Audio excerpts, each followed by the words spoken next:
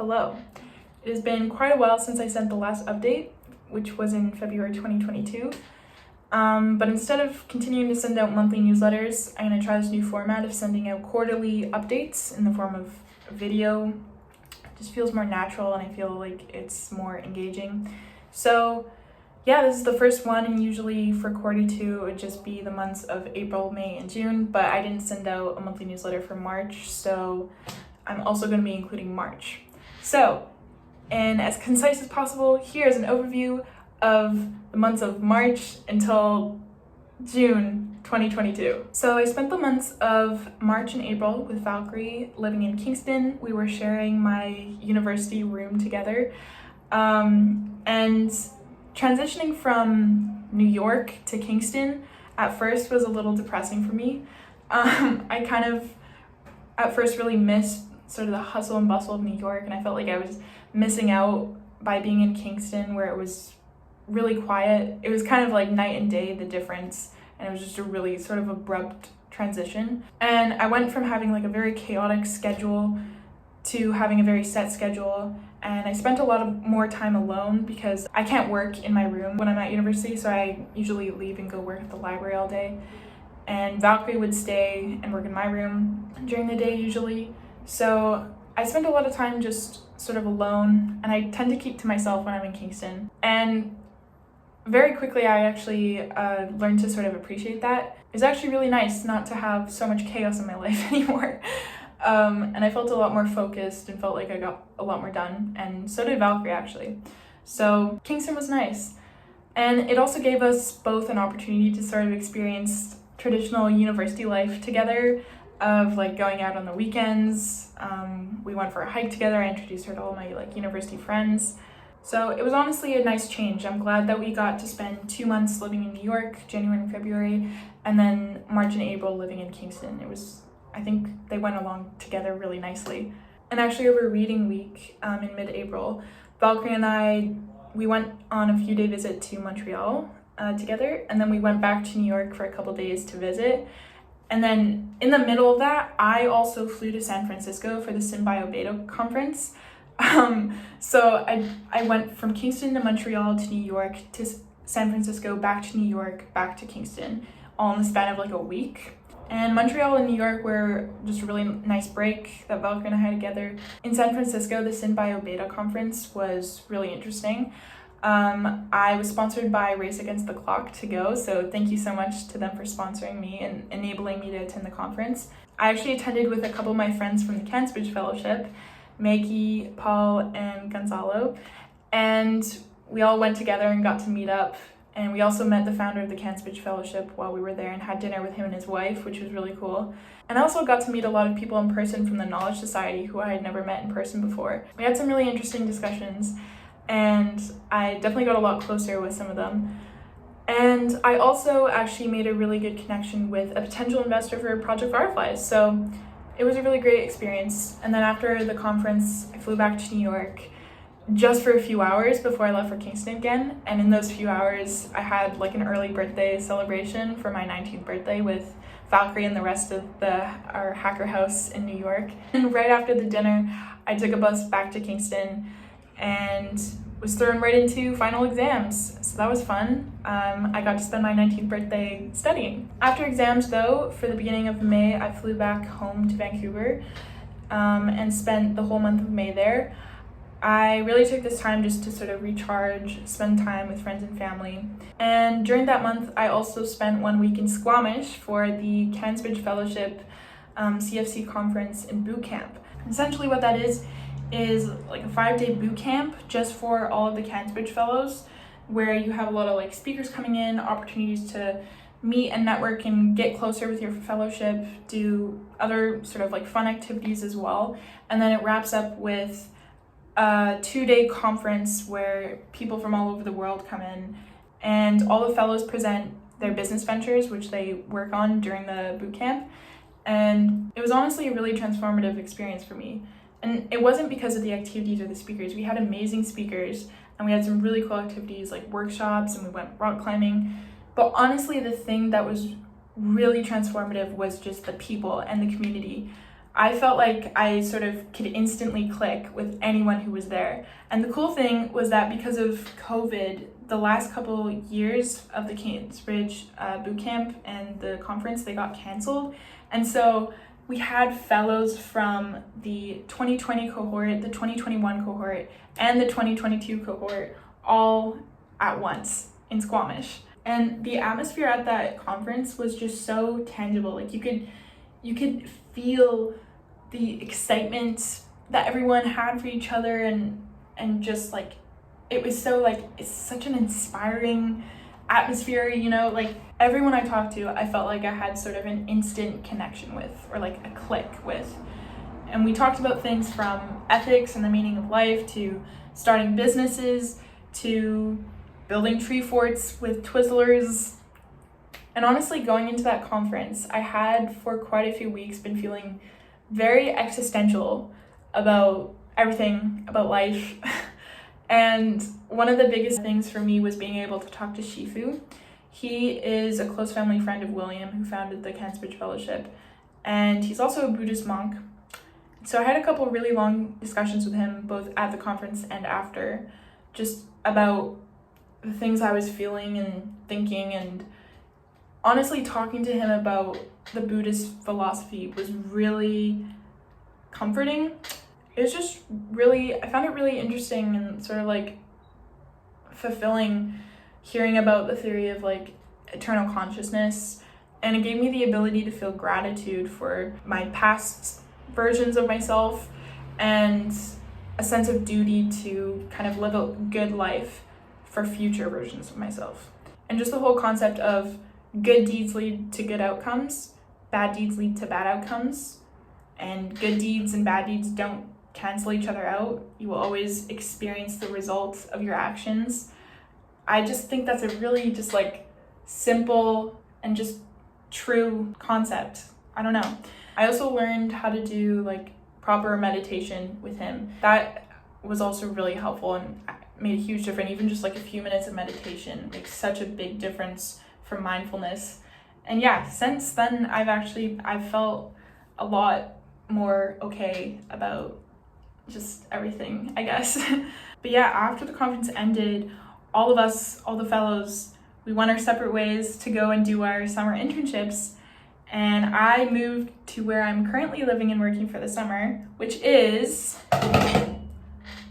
Istanbul, Turkey. Yeah, so I'm working at Gendrones, which is a startup based here in Turkey. And I got it by literally just reaching out to someone on LinkedIn. Shout out to Aiden.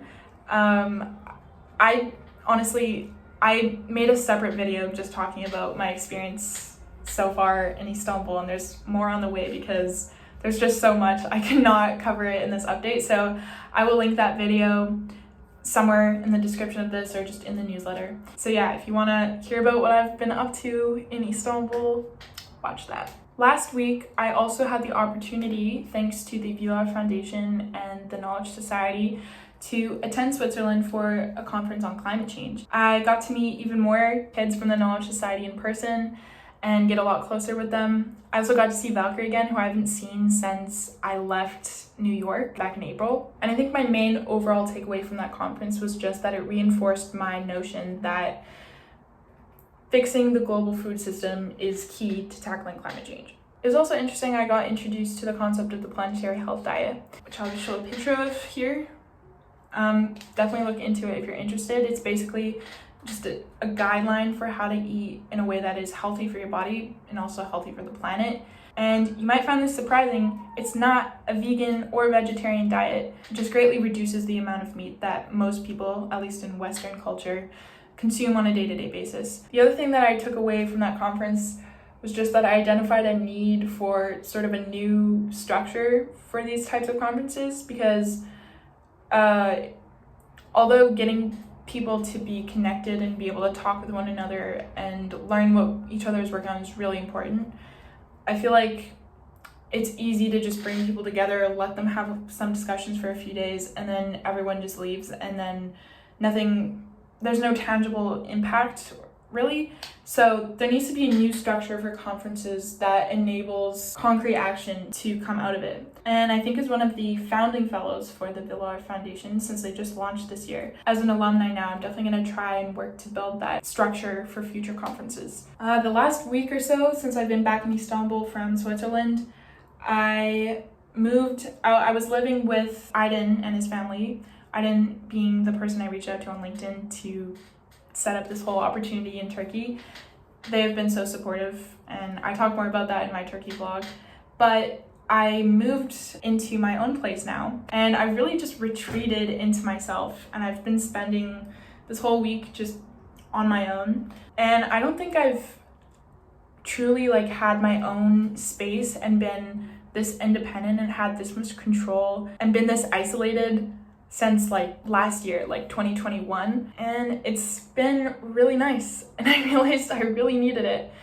And I read something today that was saying how it's not good when people sort of structure their schedule around being alone and sort of avoid spending too much time replying to emails or being in meetings and things like that, which makes sense, because if everyone just retreated in on themselves and just had their own schedules for themselves, society wouldn't get very far. But I think having this sort of independent time is also really valuable and something that I really, really needed. And I have another 2.5 weeks before my mom comes to Turkey and visits me. And then after that, I'm going to be traveling with friends and with my boyfriend the rest of the summer. And it's looking like for the rest of 2022, I probably won't be fully on my own again. So I'm just going to take these couple weeks to really just enjoy this and appreciate the fact that I'm 19 years old, completely on my own, living in a foreign country. It's a really unique experience, and it's been nice because it's enabled me to just pause and sort of reflect on everything that's happened over the last few months, because it's just been so crazy and there's been so many changes to my life in such a short period of time. And being able to take a step back and just process that it's been nice. Now, before I end this off, just a few updates on my startups. So Project Firefly, we actually have a really exciting announcement, which is that we got accepted to the 776 Foundation or Fellowship. Well, Valkyrie did, but basically Valkyrie is going to be taking the next 2 years just to focus on Project Firefly and not go to university. And in exchange, the 776 Foundation is giving Project Firefly $100K over the course of those 2 years to continue grows, along with a lot of support and mentorship. So we're super grateful to the 776 Foundation and super excited for the next 2 years, because Project Firefly has so much potential and we're actually going to make it happen. And I'm so excited to see it. I just can't believe how far we've come since we started this project just over a year ago now. It's pretty crazy. And we also received a grant from the Cansbridge Alumni Endorsement Fund, which we are also super grateful for. And so basically over this summer, we're going to be doing a lot of building partnerships and connections. And then next semester, it's going to be testing time. So we're actually going to do some real testing on controlled fires in the States, most likely. So yeah, and then Vunatec, I also have some really exciting updates as well. Just in case you don't know what it is, Vunatec, we just recently incorporated it as a company, but we're working on using and implementing drones in Kenya to reduce post-harvest food loss of mangoes. And I believe in my last newsletter, I mentioned that we received a 10K grant as one of the top 25 finalists for the Milkomotsi Prize in Agriculture. And we've been using that grant, and we launched a pilot project in Kenya in Makueni County that we'll be doing over the next few months. We've also been expanding our team, and I built our landing page, very rough landing page that is still being sort of finalized, but it's vunatec.com if you're interested. The website for Project Firefly is also currently in the process of being revamped and will be published in the next few days, projectfirefly.ca. So yeah, lots of exciting stuff happening, and I've decided to take a gap semester next semester to focus on these projects because there's a lot of potential and growth happening right now, and it kind of requires my full attention. So I'm just really excited for that. I really, really love the work that I'm doing. It's just so cool. I feel so lucky. Also, quickly, a couple book recommendations that I've been reading: The Kite Runner and 1,000 Splendid Suns by Khaled Hosseini. Just amazing books. and also learned a bit about the conflicts in the Middle East from those books, so highly recommend. And I'm currently reading The Goldfinch by Donna Tartt, also highly recommend. It's just such an amazing book. And now that officially concludes my Quarter 2 2022 update. Quick thank yous before I end off.